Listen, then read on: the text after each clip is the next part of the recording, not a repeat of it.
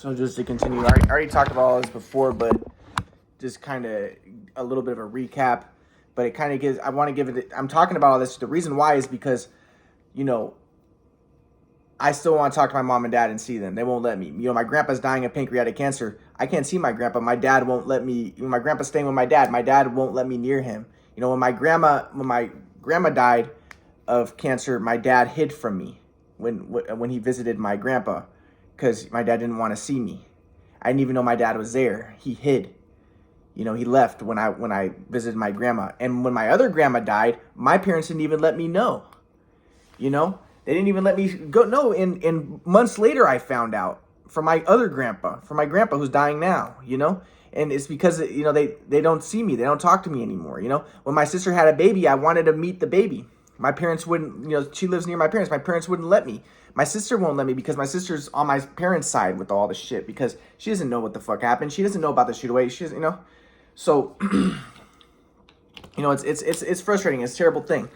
But so basically then, like I said, I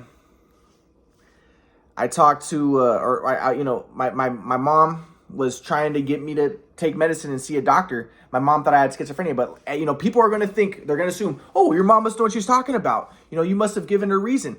Listen, my mom hadn't seen me. My mom hadn't interacted with me since high school, really. She saw me once or twice in college.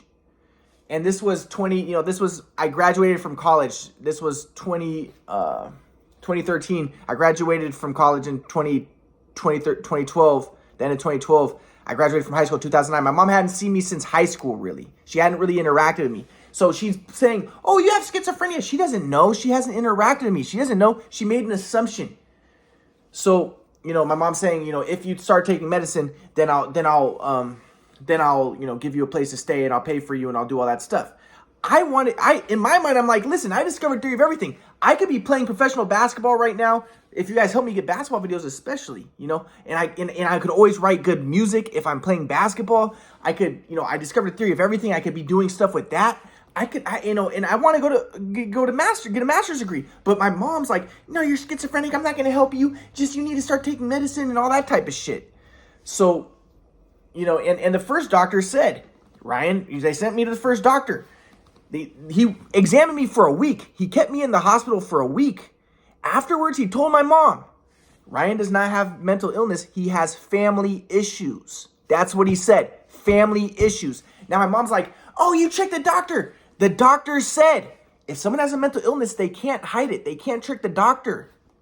That's what the nurses said too. And they tried to tell my mom, but my mom wouldn't listen because she doesn't listen. You see what I'm saying? It's so frustrating. So, and then, yeah, it's so frustrating what happened with this whole situation. But then, so then my mom was like, okay, well, you know, you need to see, and I'm not going to go into all the story about everything that happened. We don't need to recap and all that. It's a waste of time. You could listen to the first videos and then they'll talk about all that. But anyways, to make a long story short, my mom was like, you know, made me homeless. I was trying to stay with my grandma. My dad came in, chased me out of the house, tried to attack me. I had to run up into the mountains and hide. Then they called the police on me. So it's a long story, but I was basically just wandering the streets and I was, you know, trying to get a hold of my mom on the phone and stuff and trying to like get some help. So, but my mom said, if you talk to a doctor, if you start taking medicine, if you go to a psych ward, we will give you a place to stay. So I called, you know, I called the police and I said, I'm suicidal. So can you send me to the psych ward? So I could, but really I just wanted to talk to the doctor so I could tell the doctor to talk to my mom, to tell her that I don't have a mental illness and to get her to stop. So I went to the psych ward, talked to the doctor, and the doctor was like, yeah, you don't seem to have a mental illness like the first doctor. And he said, I can't talk to your mom unless you give me written consent. So I was thinking like, well, can you talk, you know, I'm on a 5150 at this point, but you know, like I said, I was never suicidal, but I was like, okay, well, you know, can you talk to her after I leave? Because I don't want to be in here while you talk to her. Because I knew what my mom would do. I knew that she would try to fuck me, you know. So I was like, you know, can you talk to her after I leave? And can you try to persuade her to stop trying to make me take medicine and tell her that I don't have a mental illness? And he's like, no, I can't really do that. You know, you have to talk to another doctor or whatever. And I was like, okay, well, whatever. So, but then, as I said, my mom blackmailed me. My mom and my aunt, they blackmailed me. So my mom called me. It's my mom's sister. my aunt, I called my aunt and I was like, can you give me a place to stay? Because they were going to let me leave, but I needed a place to stay. And my aunt was like, no, you need to take medicine. You're mentally ill. And then I called my grandma. My grandma told me, she said, your mom says if you don't let her talk to the doctor, her and my dad talk to the doctor, then she's going to break my basketball videos, my basketball DVDs. And I wanted to study the basketball videos. And at this point, I hadn't put them online yet. That's one of the reasons why I wanted to be in Los Angeles, so I can get my basketball videos, the ones that I had, the few that I had, because like I said, a lot of them were lost on that day when my parents came and they thought I had schizophrenia when I showed them the quadrant model, and then they left me, and a lot of my basketball videos were lost, and that was tragic. But I had very few, but I wanted to, keep those, and I wanted to put those online. But my mom was like, my mom basically said, if you don't let me talk to or my mom told my grandma, say, if you don't let her talk to the doctor, see the doctor, then she is going to break all my basketball videos that I had. And I wanted to get more basketball videos, for my friends and stuff. And this is tragic. So I started to freak out. And so I signed the written consent form to let my mom and dad talk to the doctor before I left. I wanted to just leave. But so then my mom and dad talked to the doctor, and they convinced the doctor I had schizophrenia. But, my dad was probably like, and the doctor doesn't know, but he's like, oh, Ryan has schizophrenia, my son. My dad's a doctor, so the doctor has to follow this. And so the doctor, I think he just tried to play it safe, and he was just like, okay, well, I'll put him on like some antipsychotics or some shit. But I was like, I don't want to do that shit, because one of the dudes at the freaking psych ward told me, dude, Ryan, because there was one day when they took us into like a back room when we were playing basketball, and he was like, dude, you're really good at basketball. He was like, if they make you take the antipsychotics, it's gonna mess you up. Those are the people that walk like zombies. It's because those antipsychotics.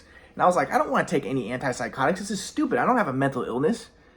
So then basically what happened was my mom, so then the doctor was like, well, so I told the doctor I'm not going to take him. So then the doctor had me talk to the judge. The judge was a Jewish lady. I told the Jewish lady, listen, I don't want to take the medicine. She's like, well, you have to take the medicine because, the doctor says you have schizophrenia. And she said, you have anosognosia. Because you have schizophrenia, you don't realize that you need the medicine.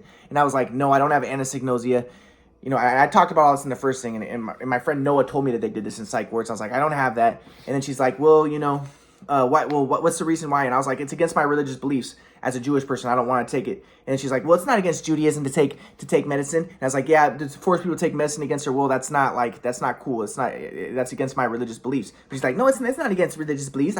A lot of Jews take medicine. And I'm like, fuck you, dude. But anyway, so she ended up making me take medicine.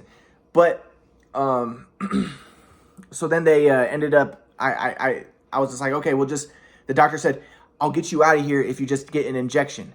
But I thought the injection would just last like 2 days. I didn't realize it was a 2-month injection. They gave me the injection. Anyways, it ended up messing me up. It gave me tardive dyskinesia where my fingers still to this day sometimes twitch like this. It made me grow breast tissue. I ended up suing for $25,000, and I'm going to sue more if I can. I'm going to try to find that judge, and I'm going to sue her. I'm going to sue the doctor when I get the chance, hopefully. I'm going to sue everybody, but I already got $25,000 for that.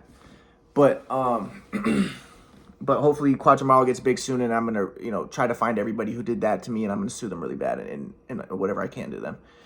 So, but then they let me out because, and then I went to stay with my aunt. But then but this is before it starts to secrete. So it takes 2 weeks before the drug starts to secrete. So they sent me to an outpatient program in San Diego, and I told the doctor at the outpatient program what was happening.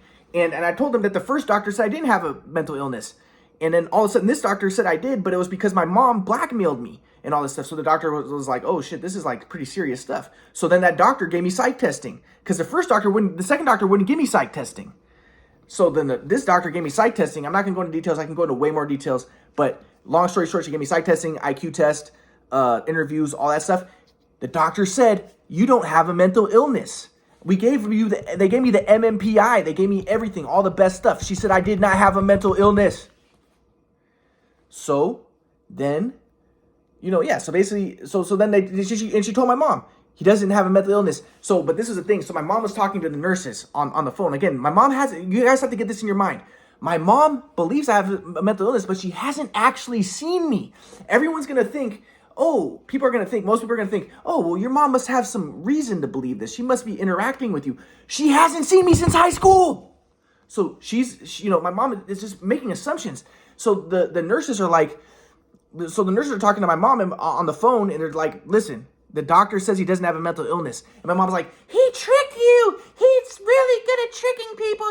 He manipulated, he tricked you. He has a mental illness. Ryan, tell him about the Quadri model.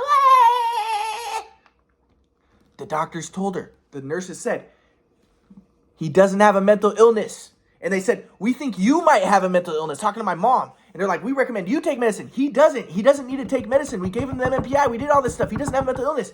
And then, so my mom was like, I just hate him. I want him out of my life. I just want him to be independent.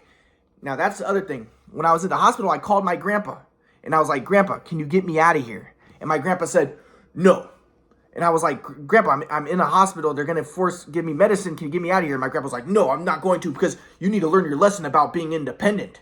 You need to learn to be independent. That was my grandpa's big thing, make Ryan independent. And my mom thought that, like, oh, this is the way all psychologists think. Because my grandpa's a metapsychiatrist, and being independent is going to make you transcend ally-enemy dualistic software, because then you're going to take care of yourself. And when you depend on others, then that gets you involved in dualistic software, because then if they do what you want, then you're angry at them. But if they don't, but if they don't do what you want, then you're going to be, if they do what they want, then you'll be happy with them. But either way, you're still in dualistic software. That's why being independent is so important. And yes, of course, I want to be independent. That's what the thing. I wanted to play basketball. And I discovered Theory of Everything. I wanted some help, and that maybe having a little bit of help and support would have made me independent. But instead of being a little help and support, they were persecuting me, dude. They really were. So my mom's like, I just want him independent. I want him out of my life. And then the nurses were like, whoa, how can you talk about your son like that? And then my mom was like, what? Because my mom thought everyone was like my grandpa. My mom was like, and she's like, they're like, if you're saying, I just want my son to be independent, I want him out of my life, I hate him and stuff. They're like, if you treat your son like that, it's going to cause problems, and he's going to make you want to, not make him independent. And he's going to, and they're like, Ryan doesn't have mental illness. He's having family issues. And it really boils down to her. They were blaming my mom. And like I said, the same thing happened in high school. They sent me to a psychologist, my mom and dad. And then the psychologist told me, I have never met anyone as bad as your mother. Because she was like, my mom wrote a letter to her, and she's like, Ryan's a piece of shit. He's terrible, like calling me names and stuff, right? And again, why was she doing that? Because it was a shoot-away machine, and my mom didn't know it was a shoot-away machine. And, I needed help from my dad, and it was a tragic situation.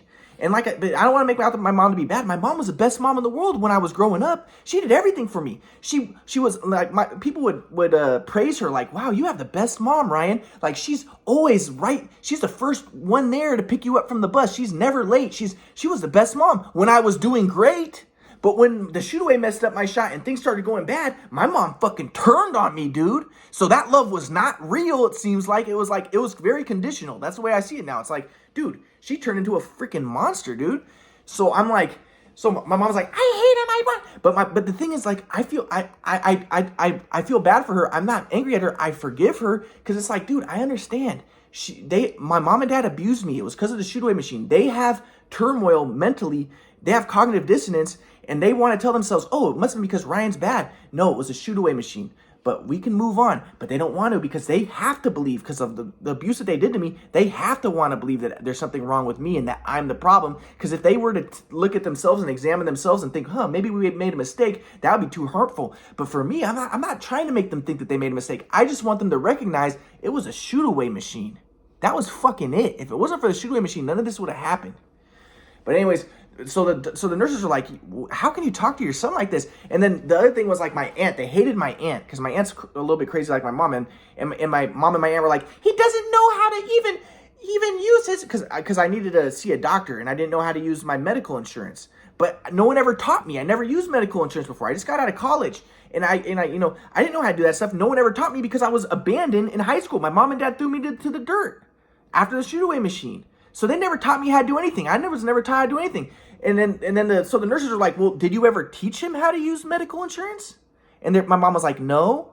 And they're like, well, how do you expect him to know how to do all this stuff when you never taught him any of it? And the nurses were just flabbergasted. They're just like, God, they're just like, they were mortified by my mom. And they're like, and they're basically like, they felt bad for me. And they're just like, dude, yep. it's family issues. You're not mentally ill. You just have serious family issues. And I was like, yeah, that's what's going on. So they let me out. They told my mom, you can't force him to stop trying to force him to take medicine like you were doing. He has family issues. He does not have a mental illness. We gave him the MMPI. We gave him all the highest quality tests that we have. And he does not have a mental illness, which is true. And they let me go.